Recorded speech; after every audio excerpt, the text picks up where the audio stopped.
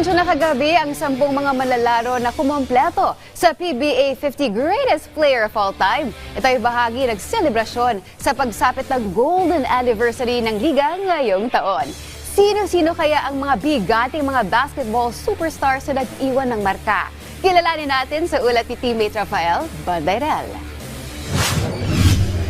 10 mga manlalaro ang ginawang immortal kagabi matapos nilang mapangalanan bilang bahagi ng PBA 50 Greatest Players of All Time. Ito ay sina Nelson Asaytono, Jeffrey Cariaso, Junmar Fajardo, Bong Hawkins, Abe King, Danny Sigel, Scotty Thompson, Arnie Tuadles, Manny Victorino, at Yoyoy Villamin.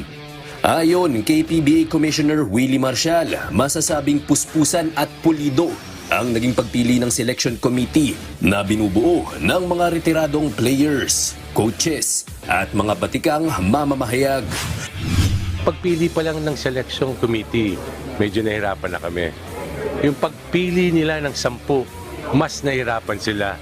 So ganun ka-crucial, ganun ka-higpit or ganun ng mga thoughts nila kasi iba't iba. Pero yun nga, ang maganda sa kanila, halos pare-pareho yung listahan nung 10 selection committee.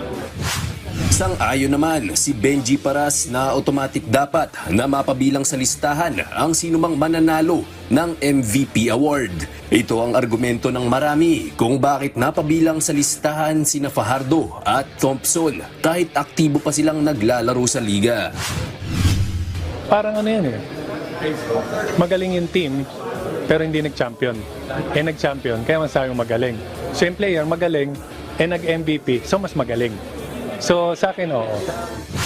Kabilang sa selection committee si PBA legend Alan Kaydik.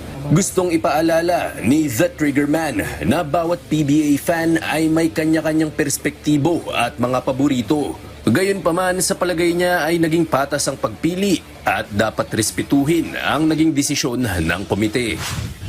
So, siyempre, we cannot please everybody. You have your own choice, you have your own choice.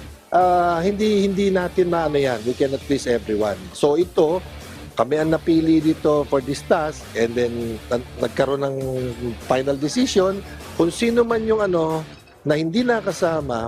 Sa amin na lang yon na kung medyo mabigat sa loob ko na hindi nakasama to.